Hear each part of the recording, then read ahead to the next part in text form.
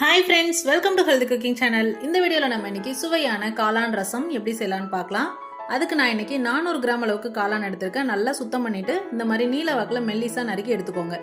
அடுத்ததா அடி கனமான பாத்திரத்துல 1.5 டேபிள் ஸ்பூன் அளவுக்கு நல்லெண்ணெய் விட்டுக்கோங்க. எண்ணெய் சூடானதுக்கு அப்புறமா கடுகு வெடித்ததுக்கு அப்புறமா காரத்திற்கு ஏற்ப காய்ந்த மிளகாய். நான் இன்னைக்கு 10 காய்ந்த மிளகாய் சேர்த்திருக்கேன். 2 கொத்து கருவேப்பிலை. மிளகாய் நல்லா செவந்து வரணும். அடுத்ததா 1/4 கிலோ அளவுக்கு சின்ன வெங்காயம் பொடியா நறுக்கி சேர்த்துக்கோங்க. சின்ன வெங்காயம் இல்லை அப்படின்னா பெரிய வெங்காயம் நறுக்கி சேர்த்துக்கோங்க. வெங்காயம் ஓரளவுக்கு வதங்கி வரணும். அடுத்ததா நம்ம நறுக்கி வச்சிருக்கக்கூடிய காளான அதுல சேர்த்துக்கலாம். கூடவே 1/4 டீஸ்பூன் மஞ்சள் தூள், 1/2 டேபிள் ஸ்பூன் அளவுக்கு கல்லுப்பு, இது ரெண்டையும் சேர்த்து நல்லா கலந்து விடுங்க.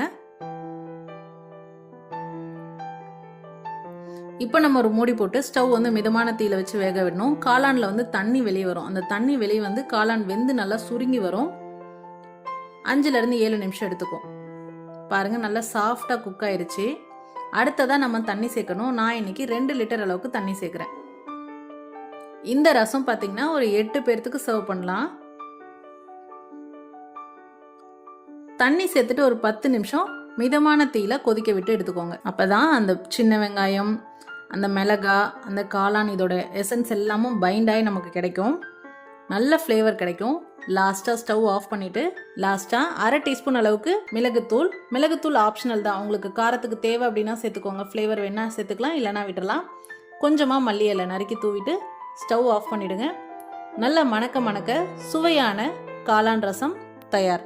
சூடான சாதத்தை கூட வச்சு இந்த மாதிரி உருளைக்கிழங்கு வறுவல் வச்சு சர்வ் பண்ணிங்க அப்படின்னா அட்டகாசமான காம்பினேஷன். ட்ரை பண்ணி பார்த்துட்டு உங்களுக்கு கமெண்ட் மறக்காமல் சொல்லுங்கள் ஃப்ரெண்ட்ஸ். இது போன்ற ஹெல்தி ரெசிபீஸ்க்கு மறக்காமல் ஹெல்தி குக்கிங் சேனலை சப்ஸ்கிரைப் பண்ணுங்கள்.